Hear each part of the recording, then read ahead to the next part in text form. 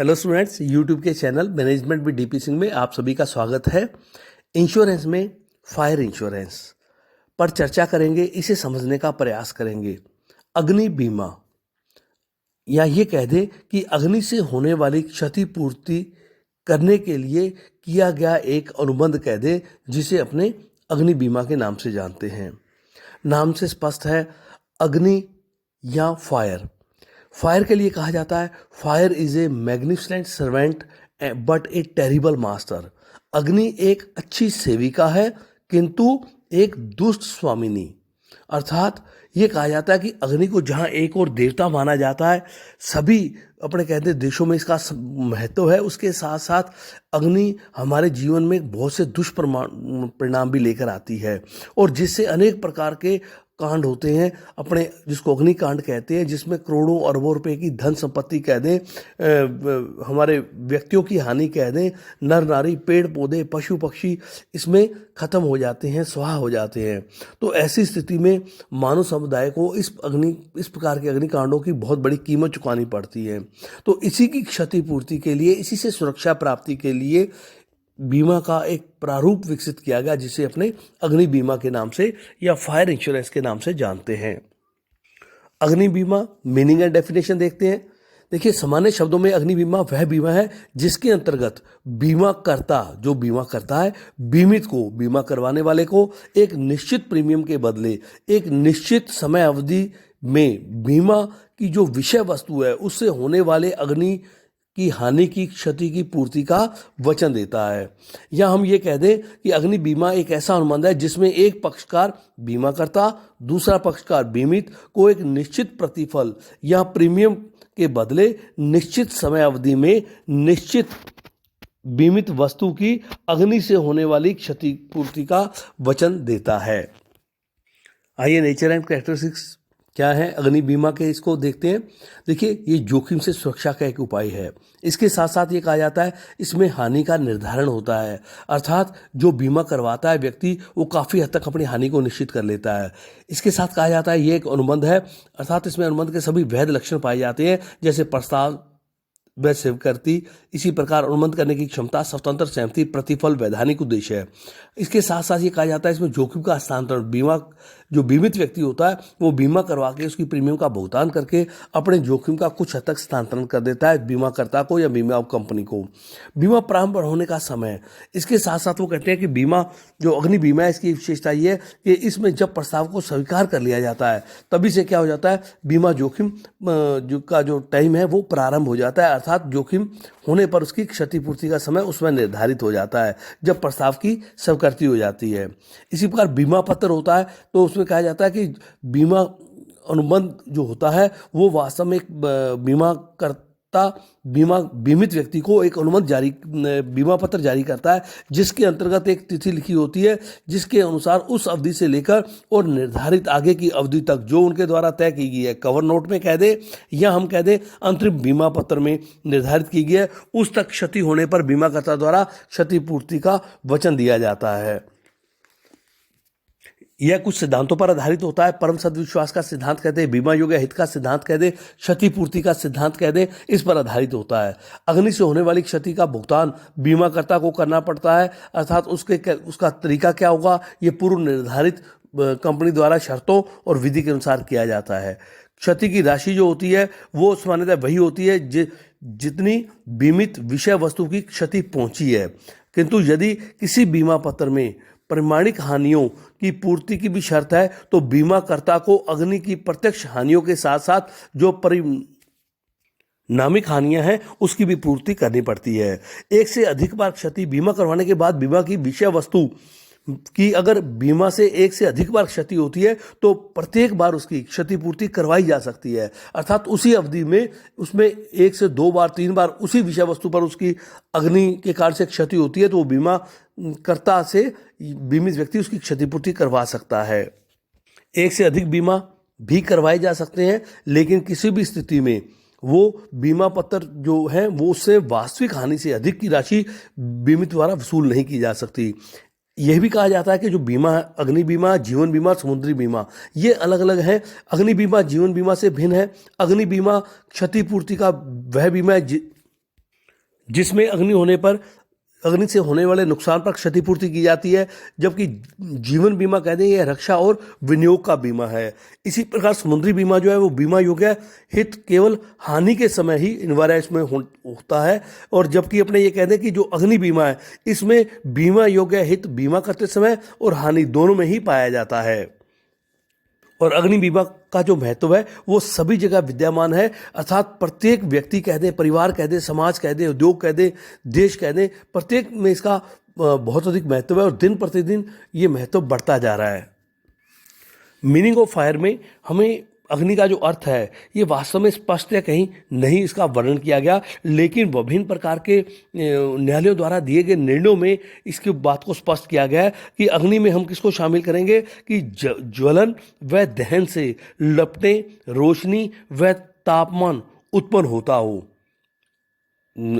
अग्नि में क्या स्पष्ट किया गया है कि अग्नि के अर्थ में कि ज्वलन अथवा दहन से लपटें, रोशनी और तापमान की उत्पत्ति होती हो और वह अग्नि आकस्मिक रूप से लगी हो, तो इसको अग्नि की परिभाषा में शामिल किया जाएगा।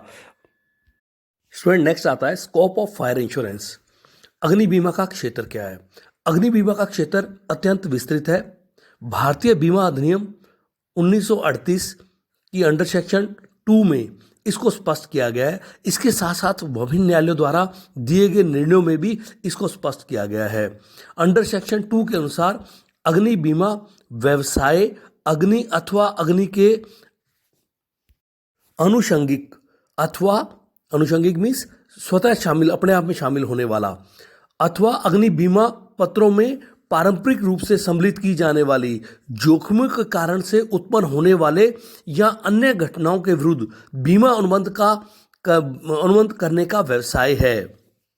या दूसरे शब्दों में ये कह दें कि अपने आप में या तो अग्नि बीमा के कारण से, अग्नि के कारण से जो क्षति होती है, अथवा अग्नि के कारण से जो स्वतः उसमें शामिल हो जाता है, या कोई अग्नि बीमा पत्रों में पारंपरिक रूप से कोई घटना लिखी गई है उसको शामिल किया गया है, तो इस प्रकार की क्षति जो है वो अग्नि बीमा क्षेत्र के अंतर्गत सम्मिलित की जाएगी।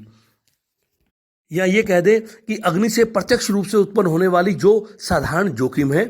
सेकंड, अग्नि से परोक्ष या अनुषंगिक रूप से उत्पन्न होने वाली जोखिमें जो परंपरागत रूप से अग्नि बीमा पत्र में सम्मिलित की जाती हैं, तो इनको क्या किया जाएगा? अग्नि के बीमा क्षेत्र में शामिल किया जाएगा। अर्थात अग्नि से होने वाली हानि, अनुषंगिक से हमारा यह मतलब है स्वतः उसमें शामिल, अपने आप में जो उसमें शामिल हो जाएगी अग्नि के कारण से, तो इससे होने वाली क्षति पूर्ति जो है वो बीमाकर्ता बीमित को करेगा। इसको अपने क्षेत्र को समझने के लिए इसको 3 पार्ट में अपने डिवाइड करते हैं। पहला आता है ऑर्डिनरी स्कोप, साधारण क्षेत्र, दूसरा आता है विशेष क्षेत्र, तीसरा आता है व्यापक क्षेत्र। ऑर्डिनरी स्कोप, स्पेशल स्कोप और कॉम्प्रिहेंसिव स्कोप। तो सबसे पहले देखते हैं ऑर्डिनरी स्कोप क्या है। देखिए 2000 तक भारत में 3 प्रकार के अग्नि बीमा पत्र बीमा पत्र जारी किए जाते थे। अतः अग्नि बीमा का क्षेत्र भी उसी के रूप ही 3 भागों में वर्गीकृत था। सन 2000 में केवल एक ही प्रकार का अग्नि बीमा पत्र जारी किया जाने लगा, इसमें परिवर्तन किया गया और जिसे परमापित व विशेष जोखिम बीमा पत्र या कह दे standard and special period policy के नाम से जाना गया। और इस बीमा पत्र का साधारण क्षेत्र भी कई प्रकार से इसको वर्णित किया गया, जिसमें अग्नि बीमा से उत्पन्न होने वाली जो क्षति है इसको शामिल किया गया, विद्युत से उत्पन्न होने वाली क्षति, तीसरा इसके अंतर्गत आंतरिक या बाह्य विस्फोट से उत्पन्न होने वाली क्षति, चौथा वायुयान से उत्पन्न होने वाली क्षति, पांचवा दंगा, हड़ताल, दुर्भावना से या आतंककारी कार्रवाई से उत्पन्न होने वाली क्षति, 6 जो था बोंडर कह दें, चक्रवात कह दें, तो इससे उत्पन्न होने वाली क्षति, 7वां प्रभाव से उत्पन्न होने वाली क्षति, अर्थात ऐसी कोई क्षति जो रेल या सड़क परिवहन वाहन से या पशुओं के प्रत्यक्ष संपर्क आने से होती है, इसको इस बीमा पत्र में सम्मिलित किया गया, अर्थात इसको इंक्लूड किया गया। इसी प्रकार जमीन धंसने, जमीन खिसकने या चट्टान खिसकने से उत्पन्न होने वाली जो हानि है, क्षति है, उसको इसमें शामिल किया गया। पानी की टैंकी, उपकरणों या पाइपों के फटने या अपने कह दें इनके ब्लास्ट होने से उत्पन्न होने वाली क्षति, मिसाइल जांच क्रियाओं से उत्पन्न होने वाली क्षति, स्वचालित छिड़काव प्रणाली से रिसाव से उत्पन्न होने वाली क्षति, भवन, परिसर, मरम्मत, परिवर्तन से उत्पन्न होने वाली क्षति, बीमित को ज्ञात निर्माण कार्य में दोष से उत्पन्न होने वाली क्षति, या अपने कहते हैं बुश फायर, जंगली आग से उत्पन्न होने वाली क्षति को इसके अंतर्गत शामिल किया गया। सेकंड इसके अंतर्गत आता है स्पेशल स्कोप। अग्नि बीमा पत्र में जब विशेष प्रकार की जोखिमें कुछ और जोड़ दी गई तो वह अग्नि बीमा के विशेष क्षेत्र युक्त उसको उसके अंतर्गत शामिल किया गया। इसमें कुछ अतिरिक्त प्रीमियम लेकर बीमा पत्र के अंतर्गत इनको सम्मिलित किया गया। इस प्रकार की हानि की भी क्षतिपूर्ति की जाएगी, जैसे आर्किटेक्ट, सर्वेयर या सलाहकार इंजीनियर की उस फीस की राशि जो दावा राशि के 3% से अधिक हो, मलबे को हटाने के खर्च की उस राशि को जो दावा राशि के 1% से अधिक हो, कोल्ड स्टोरेज के माल की वह क्षति जो विद्युत अवरोध के कारण किंतु बीमित कारणों से उत्पन्न हुई हो। इसी प्रकार भूकंप, अग्नि व झटके से उत्पन्न क्षति, फॉरेस्ट फायर या इसके साथ साथ बीमित के स्वयं के वाहन से या कांटेदार लिफ्ट कह दें अपने उसके कारण से या किसी अन्य साधन से सामान गिरने से उत्पन्न हुई क्षति, अथवा स्वाभाविक वहन से उत्पन्न क्षति को स्पेशल स्कोप में शामिल किया गया। इससे उत्पन्न होने वाली क्षति के लिए बीमा कंपनी जो है वो बीमाकर्ता बीमित को क्षतिपूर्ति करेगा। थर्ड, व्यापक क्षेत्र। अग्नि बीमा के व्यापक क्षेत्र में जो थर्ड पार्ट इसका बनाया गया में लगभग सभी बीमा योग्य जोखिमों को सम्मिलित किया जाता है। इसमें अग्नि से उत्पन्न होने वाली साधारण व प्रत्यक्ष जोखिमों को ही सम्मिलित नहीं किया जाता, बल्कि परोक्ष व परिणामिक हानियों को भी इसके अंतर्गत सम्मिलित किया जाता है।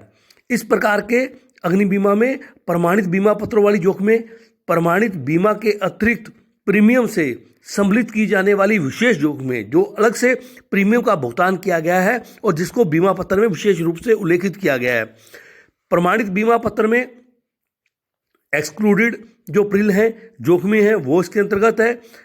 अग्नि के परिणाम स्वरूप उत्पन्न होने वाली जोखिमें अर्थात हम ये कह दें कि ऐसी हानि जो परिणामिक हानियों के अंतर्गत आती हैं।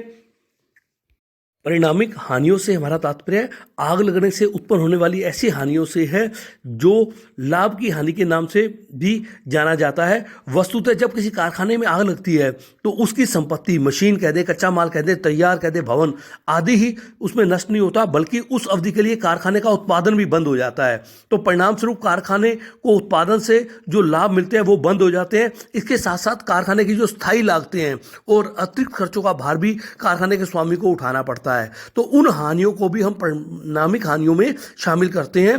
तो इसकी भी क्षतिपूर्ति का बीमित जो है वो दावा प्रस्तुत करता है यदि उसके द्वारा इसके लिए अलग से प्रीमियम का भुगतान किया गया है। तो इसमें प्रमुख रूप से शुद्ध लाभों की हानि कह दें जो उसको स्वामी को हो रही है, स्थायी खर्चों की हानि, स्थायी कर्मचारी कह दें, श्रमिकों का वेतन कह दें, भवन किराया कह दें, कर कह दें, ऋणों पर ब्याज का भुगतान कह दें, उसकी जो हानि हो रही है स्वामी को या मालिक को। अग्नि के कारण से व्यवसाय से उत्पन्न होने वाली जो व्यवधान के कारण से जो उसकी लागत बढ़ जाती है, उसकी क्षतिग्रस्त भवन है उसकी मरम्मत करना, नवीनीकरण के दौरान किराए पर कोई बिल्डिंग उसको लेनी पड़ती है जब तक उसमें कार्य चलता है नवीनीकरण का, तो उसकी हानि जो होती है, तो ये सभी हानियां भी इसके अंतर्गत सम्मिलित की जाती हैं यदि इसके प्रीमियम का भुगतान साधारण अग्नि बीमा पत्र की तुलना में उसके द्वारा इसको सम्मिलित करते हुए किया गया है बीमित द्वारा। स्टूडेंट्स, ये था fire insurance and scope of fire insurance जिसको अपने समझने का प्रयास किया। धन्यवाद।